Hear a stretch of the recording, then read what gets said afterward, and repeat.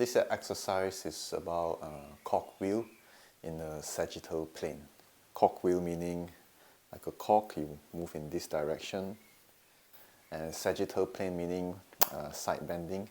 So for the rib cage, sagittal plane side bend right and side bend left. And for the pelvic, sagittal plane means hiking on the right side and hiking on the left side. So to do this exercise, what I want you to do is just stand shoulder width apart with your foot. And then what you're going to do is you're just going to drop your right knee first. So you're just going to bend it like this. So dropping your right knee. Okay? Notice when you drop your right knee, your hip is dropping on the same side, and then it's hiking on the left side. Okay? And then you're just going to alternate. How does it feel when you drop your right knee and left knee? Do you feel they are the same or they are different?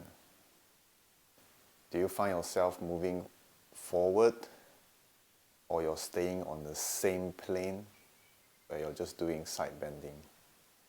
Okay, just noticing by dropping your right knee and your left knee. Notice the changes in your hip height. Are they dropping as much as the same on both sides, or are they different? Okay, and then now notice what's your rib cage doing. And then notice what is your shoulder doing.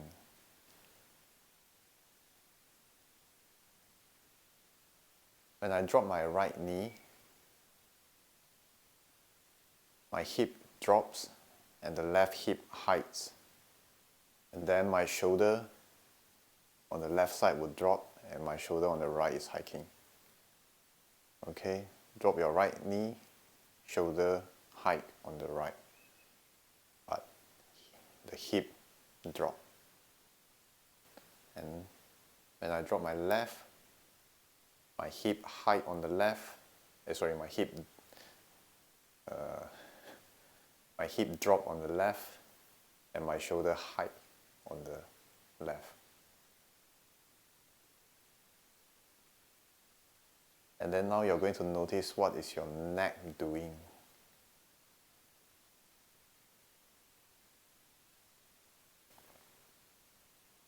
So when I drop my right hip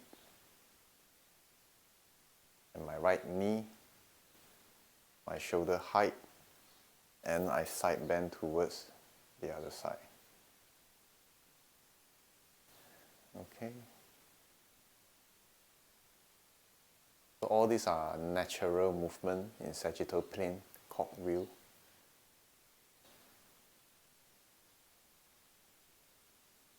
So if you can, you're going to do it by leaning against the wall so that everything is lined up straight.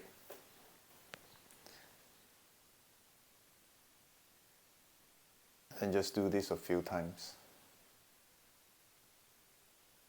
Okay.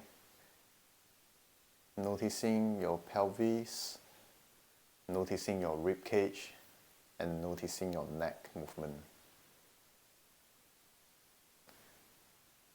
Okay, if I want to exaggerate, when I drop my right knee and I'm stretching the right side, and my neck goes towards the other side, and I can enhance the movement by stretching my hand up. Okay.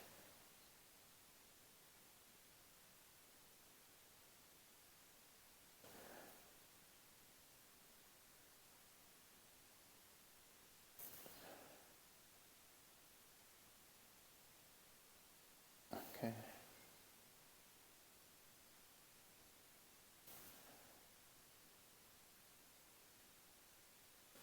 So far the movement come from the feet, and then it goes up to the neck. So now we are going to reverse it. We are going to start from the neck, going down to the foot, okay? So first thing, rather than doing side bending, I want you to imagine that you are lifting your left ear up towards the ceiling. Okay, so imagine you are lifting the ear up towards the ceiling.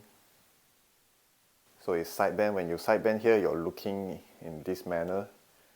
Now I want you to look in a horizontal manner by side bending your rib cage. So now as I side bend, I can now look on the horizontal plane. Okay? So come back normal, and then lift the right side up, and then try to balance your eyes by side bending towards the other side. Now it's horizontal. Come back up. Again, lift this side up,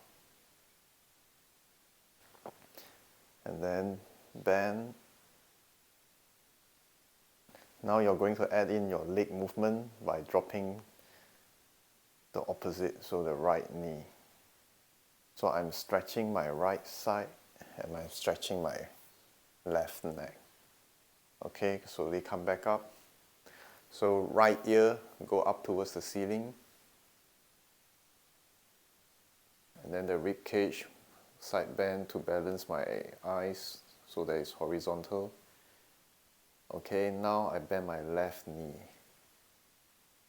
And then I stretch my left side.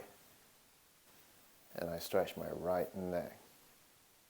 And then come back up and do that a few more times.